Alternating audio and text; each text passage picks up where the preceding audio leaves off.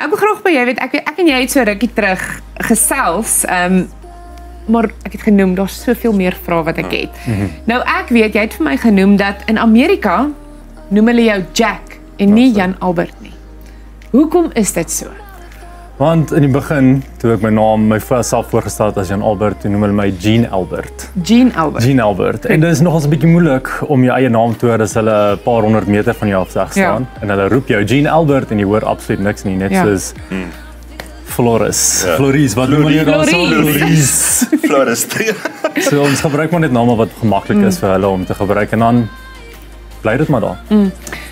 Soos ek nou genoem het, ons is maar nuuskierige wesens. As jy vir my 'n dingetjie, mense wil altyd vergelyk, want ons weet hoe ons het hier in Suid-Afrika. Nou Floris, vertel vir my, as mens nou in Amerika geboor het, en 'n seisoen daar gewees, 'n paar seisoene, hoe pas mens terug aan hier in Suid-Afrika? Wat is jou denkwyse? As jy terugkom in Suid-Afrika, jy's in 'n, ek wil amper sê dis 'n ander omgewing wat jy dan nou weer, veral omdat ek was 2,5 jaar aan een daar. So jy het gewoond geraak aan dingetjies aan daai kant doen en nou kom jy terug.